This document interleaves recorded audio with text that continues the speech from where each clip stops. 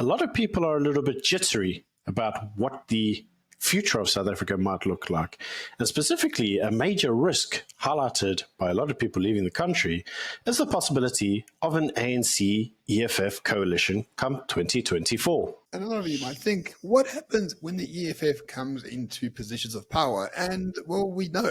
Look at Durban, look at Ekurhuleni, and look at Johannesburg. Every single one of those municipalities and metro areas are losing more money than ever before. The EFF are more retarded than the ANC. Yeah, so this is the news that the MMC for Finance in Ekurhuleni has basically breached the Municipal Financial Management Act. So what the Act officially says is that basically the MMC for Finance has to prepare accounts and account for all the money that's been spent. And for those of you who have not been following the news, yeah, they can't do that because the money in Ekurhuleni has just disappeared.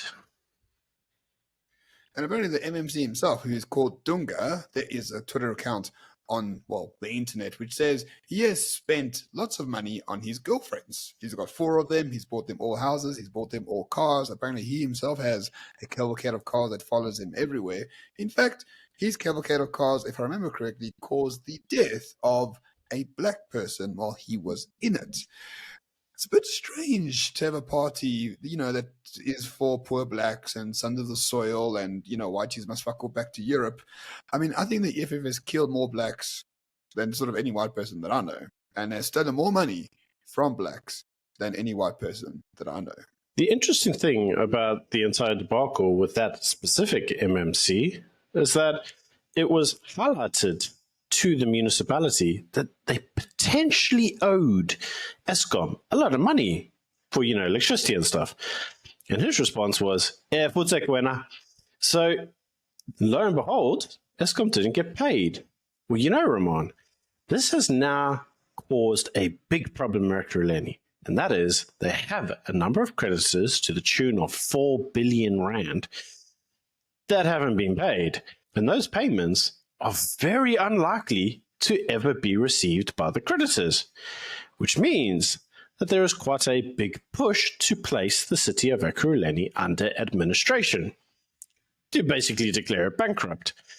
So the question, ladies and gentlemen, is what happens when the EFF takes control? Yeah, we go bankrupt.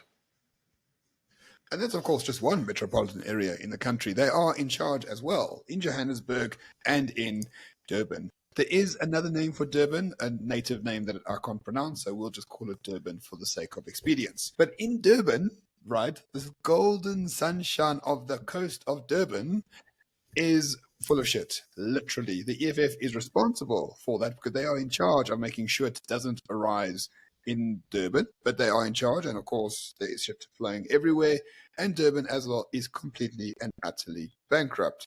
Read story after story after story.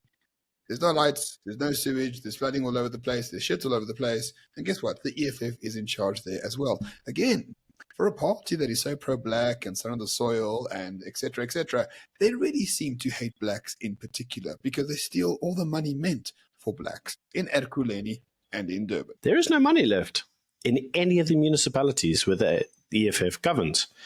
One is reminded of, do you remember the EFF's time in Ditsley Butler, the most disgoverned municipality in South Africa, where when the EFF found they didn't really like the place, they just threw everybody's council bills out in the street. Do you remember that? Again, ladies and gentlemen, the question is, what happens when the EFF rules the country? Well, the joyous thing happens.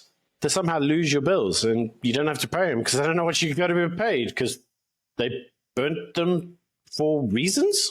And finally, in Johannesburg, a news story just came out. Johannesburg is also basically bankrupt. The EFF has been in charge, along with the PA and the ANC, for the past 18 months or so, and the books are worse than ever. There are creditors all over the place. They can't afford to pay any bills. Their budgets have come down.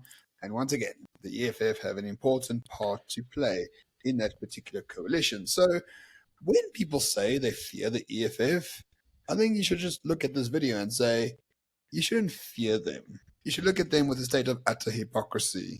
They preach all this stuff about being pro-black, and all they do is steal all the money that blacks are supposed to receive from cities all over this country. This is a government and a political party that cares about no one other than itself. Absolutely. So a recent opinion piece by Carol Patton, which was on Propaganda 24, basically highlighted that according to the survey done by France Cornea, the majority of South Africans were very worried about what the potential elections could bring, specifically around political change. Will we get an ANC majority, or will the ANC slip into coalition territory and partner with the EFF? The example given in this video is that if we did get the EFF, it would scare away investor confidence, because the EFF would steal everything, steal it blind. So the preferred coalition agreement, which many people have said that they would enjoy to see quite a bit, is that of the ANC and the DA.